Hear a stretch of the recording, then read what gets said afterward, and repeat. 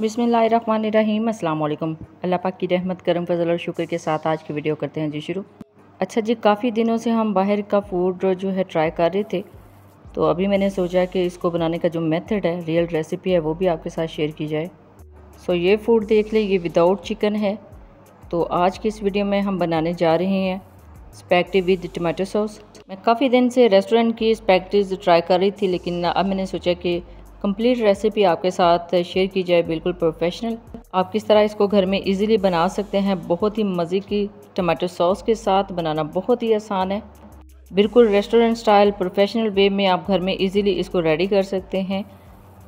ये इतनी टेस्टी बनती है कि अगर आप फर्स्ट टाइम भी इसको ट्राई करेंगे ना, तो बिल्कुल प्रोफेशनल वे में आप इजीली घर में इसको बना सकते हैं। तो चलते हैं जी तैयारी की तरफ। बिस्मिल्लाहिर्रहमानिर्रहीम। सबसे पहले टमाटो सॉस रेडी करते हैं। तो मैंने यहाँ पे 4 टमाटो लिए हैं। इस तरह ऊपर से इनको कट लगा लेंगे। हमने बेसिकली करना है इनको बॉयल, और बॉयल करने से पहले अगर आप इस तरह कट लगा लेंगे तो इनको बाद में पील ऑफ करना बहुत आसान हो जाएगा। टमाटोस को अच्छे से कट लगा लिया है। अब इनको बॉयल करना है, पानी को गर्म करेंगे। बिस्मिल्लाहिर्रहमानिर्रहीम। पानी में ऐड कर देंगे टमाटर। 1 पैकेट स्पैगेटी के लिए मैं टमाटो सॉस बना रही हूँ। आप चाहें तो थोड़े से टमाटर जो हैं वो इंक्रीज़ कर सकते हैं। अब 3 से 4 मिनट लगेंगे इनको बॉयल होने में। तो देखिए, जैसे ही बॉयल होना स्टार्ट हुआ है, इसके जो छिलके हैं वो अलग होना स्टार्ट हो जाएंगे। बॉयल तो अल्हम्दुलिल्लाह हो गए हैं। इनको पानी से निकाल लिया है और अब इनको पील ऑफ करते हैं। पील ऑफ करना बहुत ही आसान है। अभी बहुत गर्म है तो मैं इस तरह ट्राई कर रही हूँ।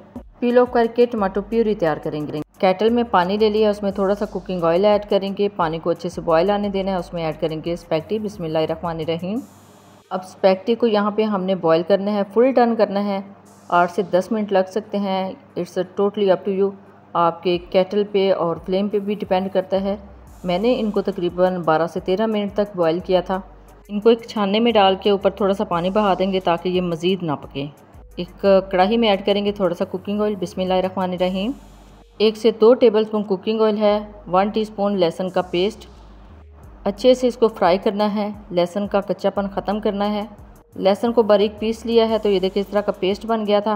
अब इसके अंदर ऐड करेंगे बारीक कटी हुई गाजर।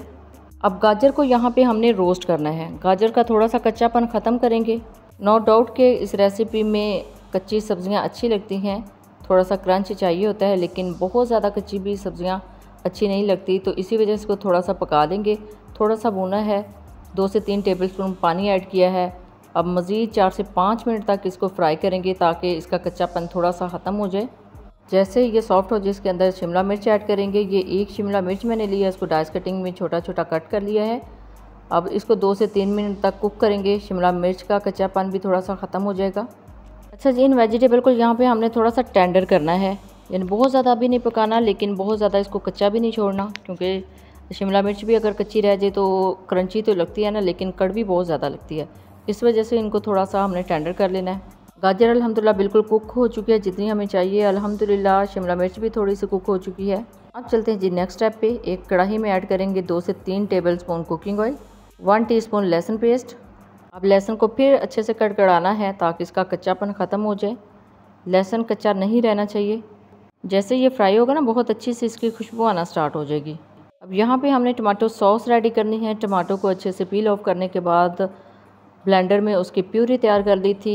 प्यूरी इसके अंदर जाएगी, लेकिन उससे पहले लहसुन का जो फ्राई होना है बहुत ज़रूरी है। लहसुन हल्का हल्का सा लाइट गोल्डन होना स्टार्ट हो गया है। अब इसके अंदर ऐड करेंगे टमाटो प्यूरी। बिस्मिल्लाहिर्रहमानिर्रहीम। सो ये थी जी टमाटो प्यूरी। इसी से हमने टमाटो सॉस रेडी करनी है स्पैगेटी के लिए। अब इसके अंदर जाएंगे कुछ मसाला जात। 1/2 टीस्पून नमक, 1/2 टीस्पून सुर्ख मिर्च का पाउडर, 1/2 टीस्पून काली मिर्च का पाउडर। ये ऑरिगेनो लीव्स हैं, ये जस्ट 2 चुटकी जाएंगे, बहुत ज़्यादा नहीं जाएंगे, नहीं तो इसका टेस्ट कड़वा हो सकता है। जस्ट 2 चुटकी आपने ऐड करने हैं ऑरिगेनो लीव्स। इसका फ्लेवर, इसका अरोमा, इसकी खुशबू बहुत अच्छी है। इस सॉस में से इसकी खुशबू आएगी बहुत अच्छी सी। अगर आपके पास ऑरिगेनो लीव्स नहीं आ तो आप स्किप भी कर सकते हैं। अब हमने यहाँ पे इस प्यूरी को पकाना है तकरीबन 5 से 7 मिनट के लिए। दरमियानी आंच पे इसको कुक करना है अच्छे से। जितनी अच्छी ये कुक होगी उतना ही अच्छा टेस्ट आएगा। ये देखें 5 से 7 मिनट हो गए हैं इसको कुक करते हुए, और ये इकट्ठी होना स्टार्ट हो गई है। यहाँ पे तकरीबन डन होने वाली है। अब इसमें बहुत ज़्यादा कुकिंग ऑयल तो ऐड नहीं किया था, जो आपको अलग होता हुआ नज़र आए कि कुकिंग ऑयल अलग होना स्टार्ट हो गया तो मसाला रेडी हो गया है, सॉस रेडी हो गई है। इसके ऊपर शाइन आना स्टार्ट हो जाए तो समझे ये डन हो चुकी है। इसके ऊपर अभी अल्हम्दुलिल्लाह शाइन आ रही है। अब इसके ऊपर ऐड करेंगे जी स्पैगेटी। बिस्मिल्लाहिर्रहमानिर्रहीम। स्पैगेटी को मैंने फुल डन किया था, 90% या 95% डन नहीं किया था, ये फुल कुक है। अब स्पैगेटी स्पैचुला की मदद से इसको अच्छे से मिक्स करेंगे ताकि सारी जो सॉस है वो इसके ऊपर कोट हो जाए स्पैगेटी के ऊपर।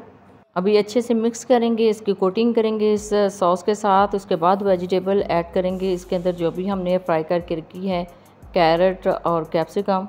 लेकिन उससे पहले अच्छे से इसकी मिक्सिंग करनी है। सारी सॉस जो है वो स्पैगेटी के ऊपर कोटेड होनी चाहिए। यहाँ पे सॉस अच्छे से मिक्स हो गई है, तो ये देखें सॉस इसके अंदर कम्प्लीटली मिक्स हो चुकी है। तो इसके अंदर आप ऐड करते हैं जी वेजिटेबल्स। बिस्मिल्लाहिर्रहमानिर्रहीम। वेजिटेबल को पहले ही फ्राई करके रखा हुआ है, तो ये आसानी हो जाती है कि इसके अंदर आप ऐड करेंगे और आप फिर से अच्छे से मिक्सिंग करेंगे।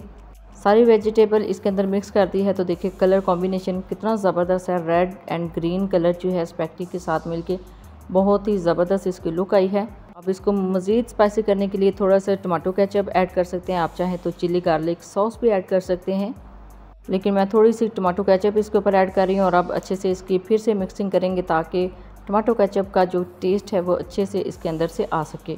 अच्छा, टमाटो सॉस से तो इसका टेस्ट पहले ही बहुत ज़्यादा आ गया है, लेकिन अब थोड़ा सा टेस्ट और इन्हेंस करने के लिए इसके अंदर टमाटो केचप ऐड की है।